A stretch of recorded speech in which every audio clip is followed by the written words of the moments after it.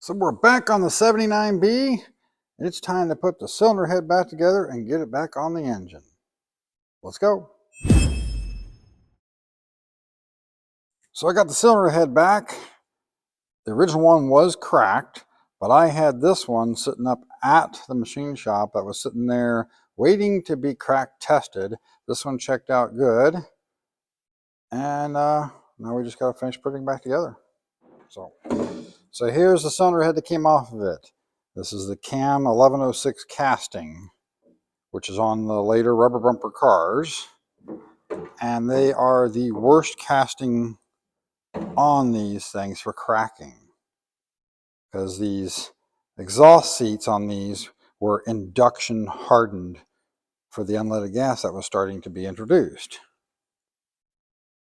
And since they were induction hardened and not actual hardened seats that are pressed in, I mean, there's a hardening difference between the seat and the rest of the head without an actual split there of two different metals. So with expansion and contraction, they can crack, and they'll start from the seat and radiate out. And in this case, two of them. Now if we can get here really close, and you really got to get these things cleaned up. A lot of times you can't see them until the carbon's off of them. But right there, you can see right there as the crack goes up and it starts to curl across, and it goes on across there. And then this one here, focus. See it right there, going up here, and then it starts going across here. Now, if it's just barely started cracking and is within this line here, just barely going, you can cut these out and save the head. But once they go on, start going across the roof of the combustion chamber, then, you know, they really should be replaced. So the head I have sitting here to replace this one is actually not a Cam 1106 head. It's a 12H 4743. Now this is one of those heads that seems to be very little information about. Nobody really knows for sure much about these heads, other than they do match up perfectly to the Cam 1106 heads, with the same size combustion chambers, the offset oil feed hole, and everything else. But even the ones that have researched these heads the most only have that much information about them, and that's pretty much it. But what I do know about it is this one tested good. We put new valve guides in it, and some new seats, exhaust seats in it, and it's been skimmed and ready to go. Now, for those of you who don't do cylinder head work for a living, this is a good way to set up a cylinder head so you can work on it. Just a couple 2x4s so that you don't have a problem with the studs or the valve guides hanging down. Set it on there. It gives you a nice surface to work off of to if you're going to be doing some porting or whatever you're going to be doing to it. Lapping valves in, whatever. Now, it's been accepted for years that you would just put some valve grinding compound on the valves and lap them in. And then fairly recently, there's this notion now that if you lap them in, that the grit from the lapping compound could potentially embed itself into the seat or the valve and cause premature wear.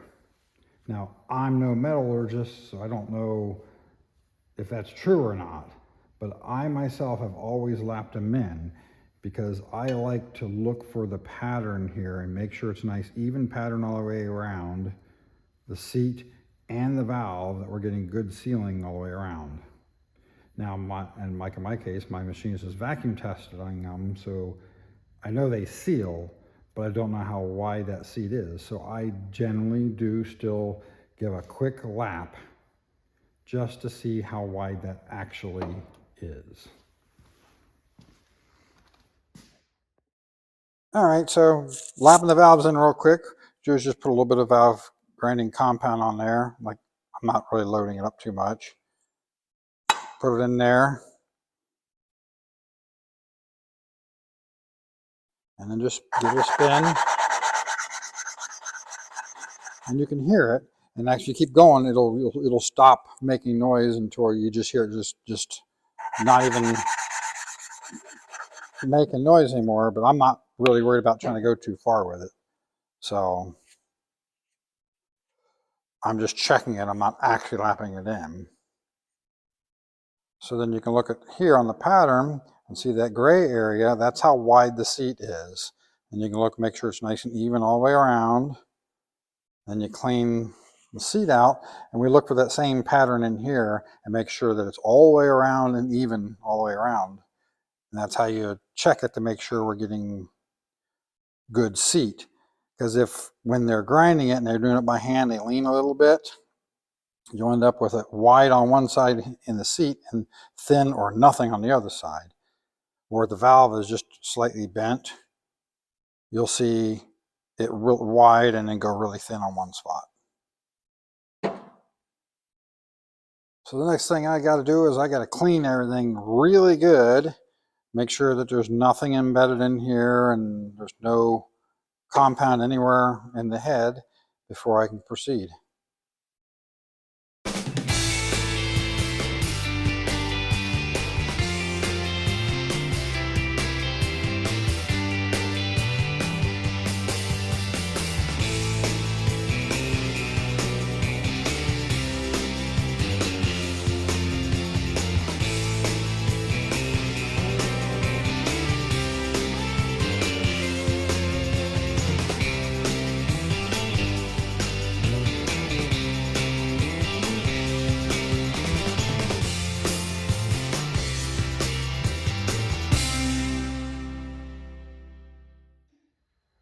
All right, so now I got my solder head on the engine, and I've got the everything's torqued down, got my initial adjustment on the valves, and everything's all done, but I still got a long way to go to finish it.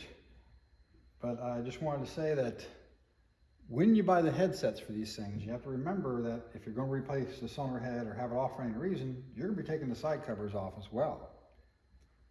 But it doesn't come with any of the gaskets for that. And the little seals that go on the ends of under the cups, if you have a later car, always end up needing replaced. So you're going to have to buy those separately. And for some reason, the head gasket sets have never come with the rubber grommets for the valve covers. So you need to make sure you buy these separately from the headset if you want to actually replace them, which you should.